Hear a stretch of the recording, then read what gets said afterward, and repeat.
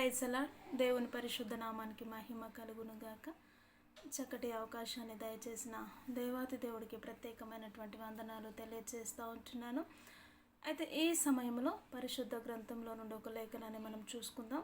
మత్తయి సువార్త 21వ అధ్యాయము 5వ వచనాన్ని మనం చూసినట్లయితే, ఇదిగో నీ రాజు సాత్వికుడై గాడిదను భారవాహక పశువు పిల్ల అయిన చిన్న గాడిదను ఎక్కి నీ యొద్దకు వచ్చుచున్నాడని సియోను కుమారితో చెప్పుడి. ఈ యొక్క వాక్యాన్ని మనము గమనించినట్లయితే, ప్రభు అయినటువంటి యేసుక్రీస్తు వారు ఇదిగో నీ రాజు, రాజుల రాజు అయి ఉండి కూడా, ప్రభువుల ప్రభు అయి ఉండి కూడా, ఆయన సాత్వికుడుగా అంటే దీన మనస్సు కలిగి గాడిదను ఎక్కి, అంటే గాడిద దేనికి సాదృశ్యము?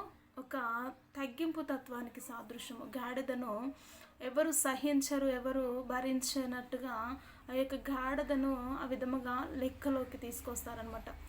అలాంటి విలువ లేని గాడిదకి దేవుడు ఆ యొక్క గాడిద పైన కూర్చోవడం బట్టి ఆ విలువ లేని గాడిదకి విలువ వచ్చినట్టుగా మనము గమనించవచ్చు కదా.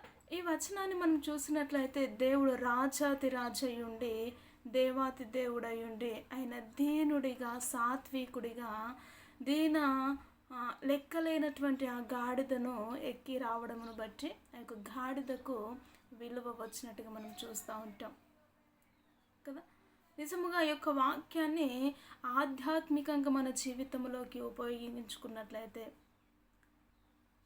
నీ యొక్క జీవితము, నా యొక్క జీవితము విలువ లేనటువంటి జీవితము, ఎందుకు పనికి రానటువంటి జీవితము, పాపపు స్థితిలో కూరుకుపోయినటువంటి జీవితము, పాపపు బంధకముల చేత బంధించబడిన జీవితము అయినా ఆ జీవితమును యేసుక్రీస్తు వారు తన దేవుడై ఉండి, ఆయన రాజాతి రాజు ఉండి సాత్వికుడుగా నీ కొరకు నా కొరకు ఏం చేశాడు? ఈ యొక్క భూలోకానికి వచ్చాడండి. ఈ భూలోకానికి రావడమే కాదు, కానీ ఆయన నీ హృదయములో, నా హృదయములో ఉంటేనే నీకు విలువ, అనేకమైనటువంటి వారికి విలువ. యేసుక్రీస్తు వారు ఎవరి జీవితంలోనైనా ఉంటేనే వా జీవితానికి విలువ, లేకపోతే విలువ అనేది మనిషికి ఉండదండి.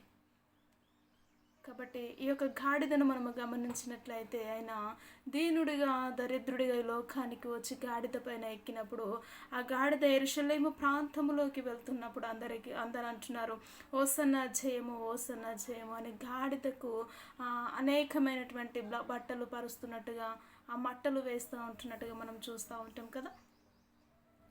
కాబట్టి మన జీవితంలో కూడా యేసయ్య మన హృదయంలో ఉంటే మనకు నిజముగా విలువ లేని జీవితాలకు విలువనిచ్చే దేవుడు ప్రభువైనటువంటి యేసుక్రీస్తు వారు.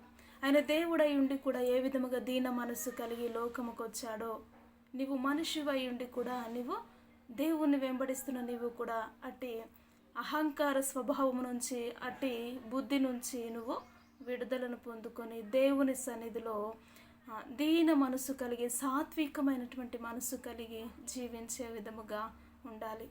అది దేవుడు కోరుకుంటున్నాడు కదా. నేటి సమాజంలో దీనత్వము ఉండదు, ఏమీ ఉండదు, కానీ దేవుని వెంబడిస్తున్న వారిని మనము కుక్కలుగా చూస్తూ ఉంటున్నాం. దేవుని స్వభావాన్ని నువ్వు ఎప్పుడైతే ధరిస్తావో ఆటోమేటిక్గా నీకు కూడా ఘనత వస్తుంది.